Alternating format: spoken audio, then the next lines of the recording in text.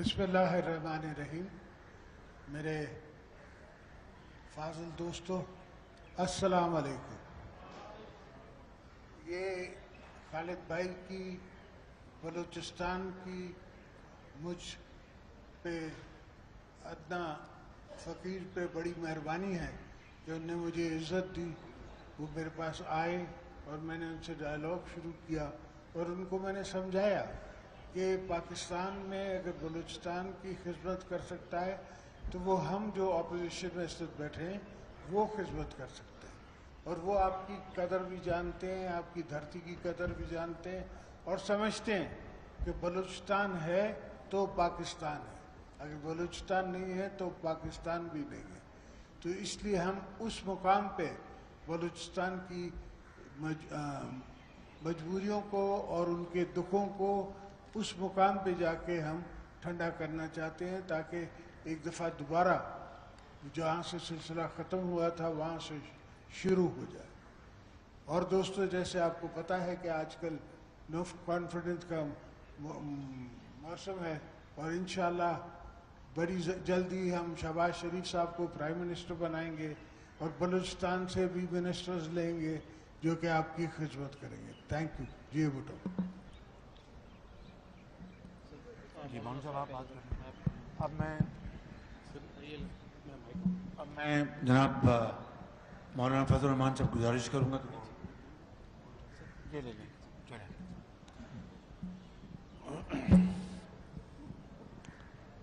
بسم اللہ الرحمن الرحیم. نحمده ونصلی علی رسولہ الکریم. جس مقصد کے لیے یہ تقریب اور یہ مجلس منعقد کی گئی ہے، میں اس حوالے سے جناب خالد بخشی صاحب اور بلوچستان سے قومی اسمبلی کے وہ اراکین جنہوں نے عدم اعتماد کی تحریک میں متحدہ اپوزیشن کا ساتھ دیا ہے، ان کے فیصلے کا خیر مقدم کرتا ہوں، انہیں خوش آمدید کہتا ہوں. جہاں تک بلوچستان کا مسئلہ ہے، اس حوالے سے جن نیک خواہشات کا اظہار جناب میاں شہباز شریف صاحب نے اور جناب آصف علی زرداری صاحب نے کیا، میں اس پر اتنا اضافہ کرنا چاہتا ہوں کہ جمعیت علماء اسلام کا پارلیمانی بیس یا خیبر پختونخوا صوبہ ہے یا بلوچستان ہے، اور جہاں خود بلوچستان کے براہ راست نمائندگان بلوچستان کی ترقی کے لیے فکر مند ہیں، ہم اس حوالے سے خود بلوچستان کی ترقی کے لیے مدعی ہیں، ان کے شانہ بشانہ ہیں، اور انشاءاللہ بلوچستان کی ترقی، بلوچستان کے وسائل پر بلوچستان کے عوام کا حق، اس کے لیے ہمیں قدم بقدم اپنے ساتھ پائیں گے اور انشاءاللہ اس مقصد کو ہم حاصل کر کے رہیں گے. اللہ تعالی ہمارا حامی و ناصر ہو اور اللہ تعالی ان کے اس فیصلے کو قبول فرمائے اور اس پاکستان کی بہتری کا سبب بنائے. بہت شکریہ آپ کا. جی خالد بخشی صاحب. بسم اللہ الرحمن الرحیم. آج بڑا اہم دن ہے ہمارے لیے، اور یہ ایک بڑے سارا جو مرحلہ ہے ایک بڑی مشاورت کے ساتھ اپنے ساتھیوں کے ساتھ، ہمارے جو ممبران تھے ہمارے پارٹی کے، اسرار کریم صاحب، ریکی صاحب، روبینہ عرفان صاحبہ، اور اس کے بعد ہم اس نتیجے پہ پہنچے کہ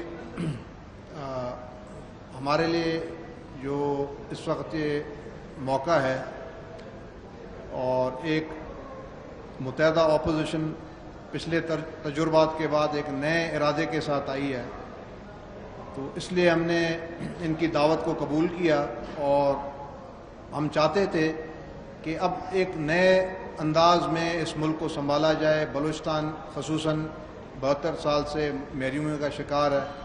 ہم چاہتے ہیں کہ اس کو پورے طریقے سے اس دفعہ توجہ دی جائے اور اس کے معاملات کو حل کیے جائیں, مطلب لٹکا کے نہ رہیں.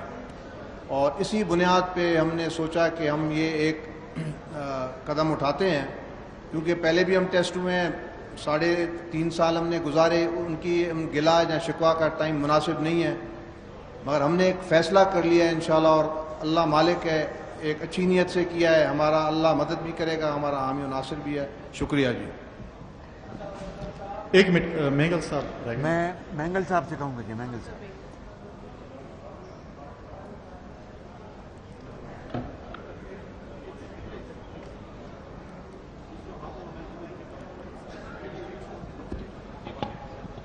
بسم اللہ الرحمن الرحیم.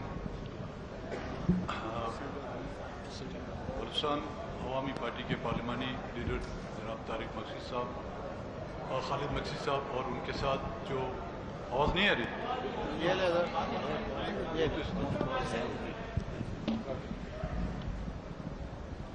ہم سوچ رہے تھے ہماری بلوچستان کی آواز وہاں سے نہیں آتی, ہماری تو یہاں بھی آپ لوگوں کو سنائی نہیں دیتی.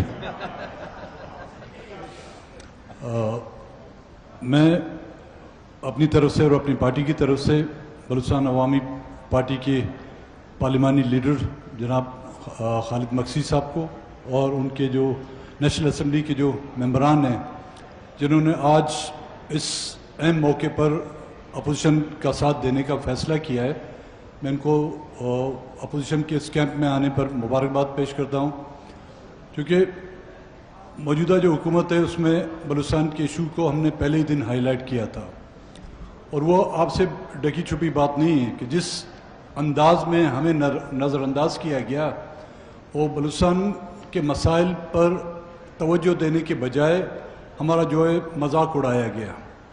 میرے خیال میں آج بلوچستان عوامی پارٹی کے ممبران نے جس انداز میں آج اس بلوچستان کے ایشو کو سامنے رکھتے ہوئے اپوزیشن کی کیمپ میں شرکت کی ہے, اور میں سمجھتا ہوں اب اپوزیشن نے جس مقصد کے لیے ووٹ آف نو کانفیڈنس کا ارادہ کیا تھا, دن بدن ہمیں اس مرحلے پر پہنچنے میں جو ہے ہمیں کامیابی نصیب ہو رہی ہے.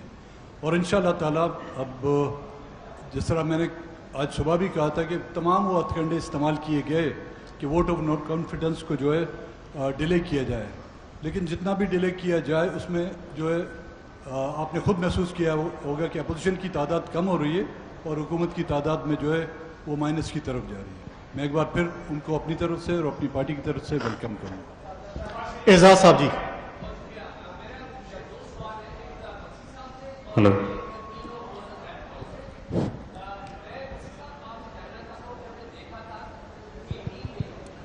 ہلو.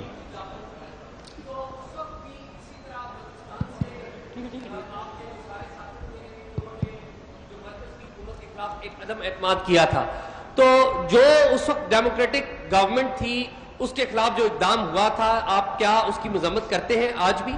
اور دوسرا, 3 معزز رہنما جو ایک سوال میں کوئکلی شہباز صاحب اور آصف زرداری صاحب اور جناب مولانا صاحب, انڈاؤٹڈلی آپ نے موجودہ جو ہائبرڈ سسٹم ہے اس کو ہلایا ہے جس کو عمران خان صاحب لیڈ کر رہے تھے.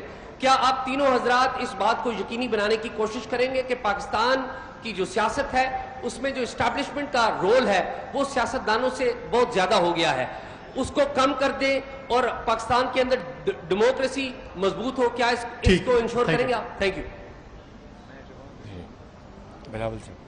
آپ کو بہت شکریہ یار صاحب. جیسے کہ آپ کو پتہ ہے کہ ہمارا یہ جو جدوجہد ہے کہ پاکستان میں جمہوریت کا بحالی, پاکستان میں سارے ادارے اپنے دائرے میں رہ کے کام کرنے کا جو جدوجہد ہے, یہ ایک دن کا جدوجہد نہیں ہو سکتا. ہم تو 3 نسلوں سے یہ جدوجہد لڑ رہے ہیں, آگے بھی لڑتے رہیں گے. جو آج قدم اٹھایا گیا ہے یونائٹڈ اپوزیشن سے, یہ ہم نے جمہوریت کے بحالی کے لیے کیا ہے, اور جو پاکستان کی تاریخ ہے, جو پاکستان کا ماضی ہے, کبھی اس جمہوری انداز میں کسی رجیم کو چیلنج نہیں کیا گیا, اور ہم نے کوئی وہ آپشن نہیں اپنایا جو غیر جمہوری ہو. ہم عدم اعتماد میں یقین رکھتے ہیں, ہم جمہوریت میں یقین رکھتے ہیں, اور ہم سلام پیش کرتے ہیں बख्शी साहब को, इसकी जमात को, MNAs को, कल बुगटी साहब ने भी हमारे साथ दिया। बलूचिस्तान के अवाम हमेशा से सबसे बहादुर, सबसे मुहिब वतन रहे हैं और मिलके इंशाअल्लाह ताला जिन इश्यूज का आपने जिक्र किया उनका भी हम मुकाबला करेंगे और जो पाकिस्तान के बाकी मसाइल हैं उनका भी हम मिलके मुकाबला करेंगे। जी मतीन साहब 1 मिनट, अकरम साहब 1 मिनट, मतीन साहब सवाल कर, आपके पास भी आ गया सीधे। जी अस्सलाम वालेकुम। ये कल इमरान खान साहब ने बहुत बड़ा इंकशाफ अपनी तकरीर के एंड में किया और उसके लिए मैं जरदारी साहब से, शहबाज साहब से और मौलाना फजलुर रहमान से पूछना चाहूँगा। उन्होंने कहा कि गैर मुल्की ताकतें पाकिस्तान की सियासत के अंदर सरगर्म हैं, उनकी हुकूमत गैर मुल्की फंडिंग के साथ हटाई जा रही है जिसमें लोकल कैरेक्टर्स शामिल हैं।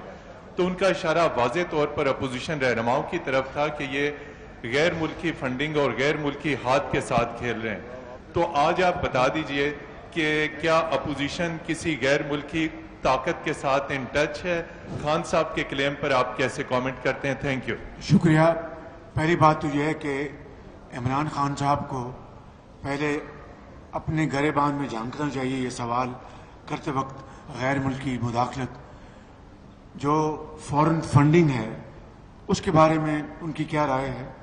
फॉरेन फंडिंग पाकिस्तान के कवानीन के मुताबिक जहाँ जहाँ लिमिटेशन है और ममनू है उसकी सरियन खिलाफ वर्जी की गई। एक दूसरा, इमरान खान से हमारे इख्तलाफात हैं और ये हमारी जमहूरी जंग है उनके खिलाफ, लेकिन अगर वाकई कहीं गैर मुल्की मुदाखलत हुई है, अगर गैर मुल्की मुदाखलत पाकिस्तान के मफादात के खिलाफ है तो आए, मैं चैलेंज करता हूँ, पार्लियामान में आए, वो लेटर लेके आए, दिखाएं, पूरी पार्लियामान को, पूरी कौम को दिखाएं।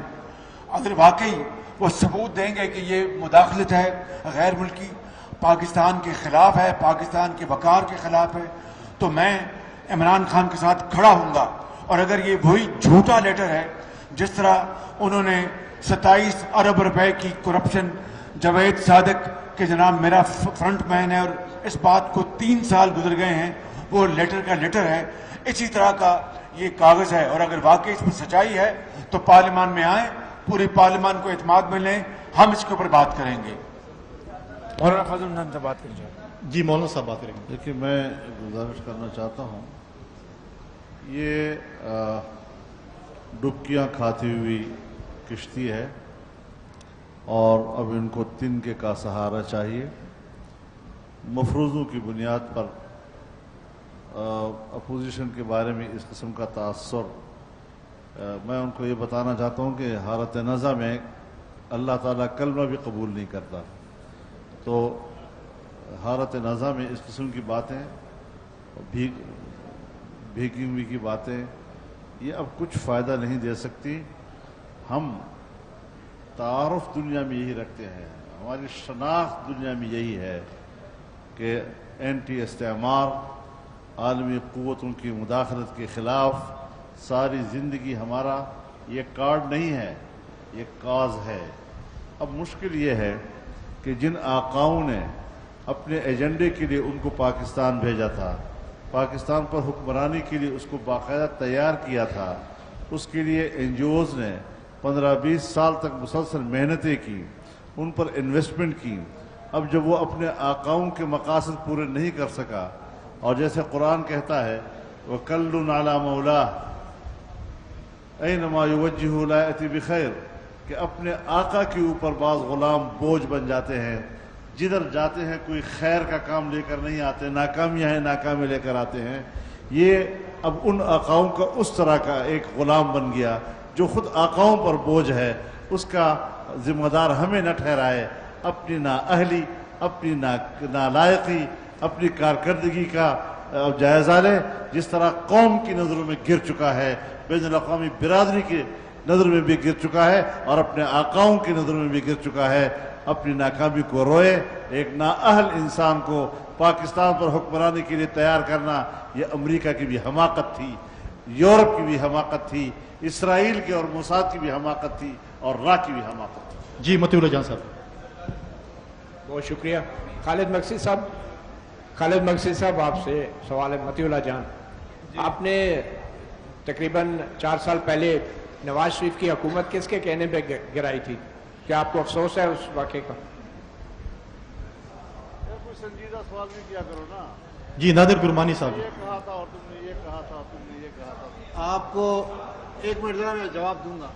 आपको ये जो सवाल करना है किसके कहने पे, ये क्यों आप फौज का नाम नहीं ले लेते? डर डर के आप क्यों डरते हैं?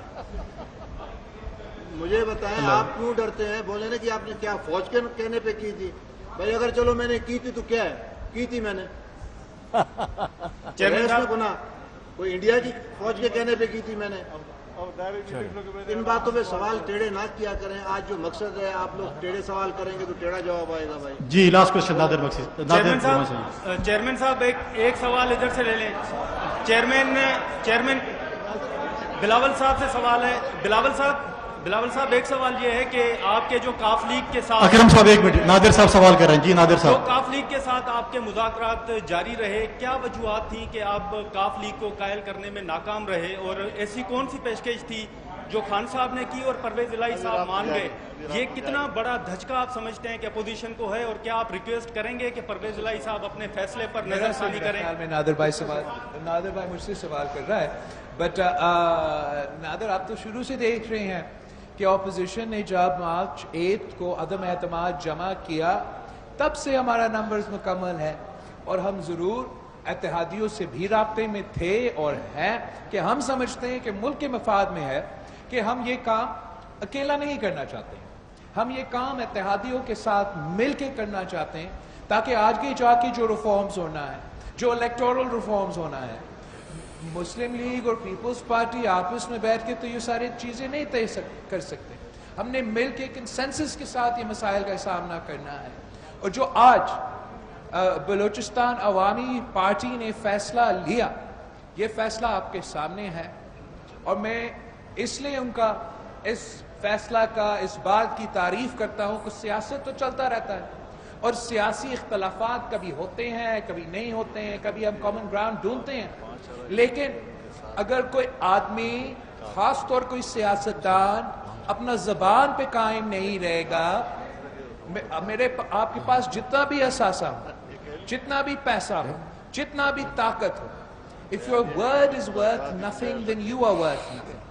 तो मैं सलाम पेश करता हूं कि जिन्होंने हमें ज़बान दिया, मकसी साहब ने ज़बान दिया, तो आज आपके सामने अपना ज़बान पे खड़ा है। बुख्ती साहब ने ज़बान दिया, तो कल बुख्ती साहब ने आपके सामने अपना ज़बान में खड़ा होकर ऐलान किया।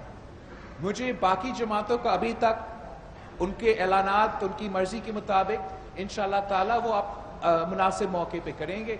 हम अपने नंबर्स, अपना तादाद जो है वो पूरा है, अब हम एक्स्ट्रा में जा रहे हैं, प्लस में जा रहे हैं, और इंशाअल्लाह ताला हमारा तादाद बढ़ता रहेगा। जी थैंक यू जी। शबाब मौलाना साहब रिप्लाई कर रहे हैं। एक बात जरा मेरे एक गुजारिश सुने जी, एक मिनट वो रिप्लाई कर रहे हैं भाई, ये फिर से मेरी गुजारिश सुन लें। देखिए एक बात मैं करना चाहता हूं, आप लोगों ने काफ लीग के फैसले का हवाला दिया है, अभी भी उनके साथ बातचीत जारी रखने की गुंजाइश मौजूद है, उससे हम बाहर नहीं निकले हैं। लेकिन इतना बता दूं कि जहां उनके पास 7 की तादाद थी और बाप के साथ 5 की तादाद थी, अब बाप की तादाद तकरीबन 7 हो गई है, उनकी तादाद 5 हो गई है। जी थैंक यू जी। थैंक आपने इस कर दे। मैं आखिर में जनाब एक कर दे, बलूचिस्तान वालों को सवाल लेने दें।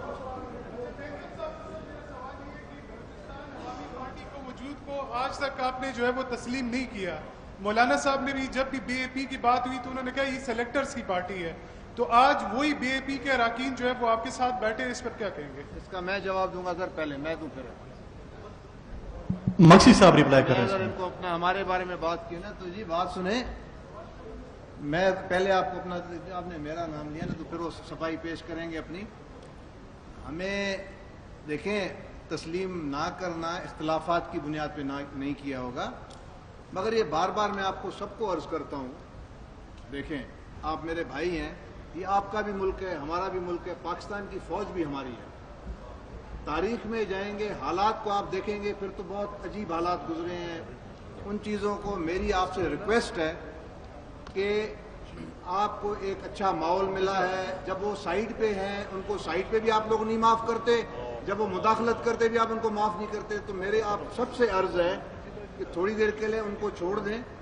کس نے بنایا کس نے کیا، آپ یہ دیں کہ ملک کے حالات کیسے ہیں، ملک کے حالات ٹھیک کیسے ہوں گے. اگر فوج نے اتارا یا فوج نے لے کر آئے کیسے ملک کے حالات ٹھیک ہوں گے. آپ کا یہ سوال اگر ہو، آپ کو اگر جواب مل جائے چلو فوج لے کر آئی ہے، فوج اتارتی ہے، آپ کے دل خوش ہو جائے گا، مسئلہ حل ہو جائے گا.